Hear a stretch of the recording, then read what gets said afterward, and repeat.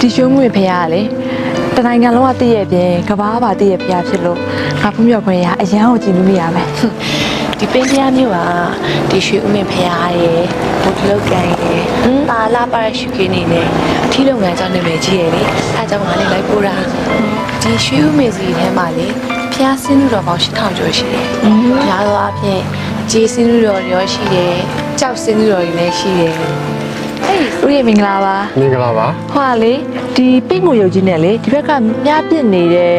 မင်းသားရုပ်เนี่ยဘယ်လိုဆက်ဆက်နေရလဲရှင် တင်းကိုကြီးနဲ့ဒီမင်းသားအကြောင်းပြောမယ်ဆိုတော့ဒီမင်းသားကတော့ကုံပါဗျာမင်းသားလို့ခေါ်တယ်ပေါ့နော်ဆိုတော့ဒီသူရဲ့အကြောင်းကိုပြောမယ်ဆိုတော့ဒီဟိုတော့ပွန်းတလုတ်ကန်ရဲ့အကြောင်းကိုလည်းထည့်ပြီးတော့ပြောရလိုက်မယ်ဆိုတော့ပွန်းတလုတ်ကန်မှာညီမခုနှစ်ပေါ်ဒီရှင်မီးရလို့ညီမခုနှစ်ပေါ်ကရေကစားကြတယ်ရေကစားကြပြီးတော့အချိန်လုံတော့လို့မပြန်နိုင်တော့ဒီရွှေဥမင်ကူကြီးမှဒီလိုညအိုက်ကြတယ်ညအိုက်တဲ့အချိန်မှာဒီပင်းကူကြီးကဒီကူပေါ်ပိတ်ထားပြီးတော့မှညီမခုနှစ်ပေါ်ဖမ်းစားမယ်ဆိုပြီးကူပေါ်ပိတ်ထားခဲ့တယ်ပိတ်ထားလို့မနေ့မိုးလင်းတဲ့အချိန်မှာဒီညီမခုနှစ်ပေါ်ကနေပြီးတော့မှ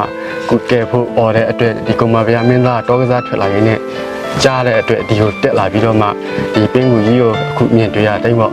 ဒီသူ့ရဲ့လေးနဲ့များနဲ့ပြစ်ခွင်းပြီးတော့မှနေနေခဲ့တယ်ပေါ့နေနေခဲ့တယ်တော့အဲ့ညီမခုနှစ်ပေါ်ရုပ်ဒီဥစားရနေကဲတင်နိုင်ခဲ့တယ်ပေါ့နော်အဲ့လိုကဲတင်နိုင်ခဲ့တဲ့ပြီးတော့ပင်းကူကြီးကို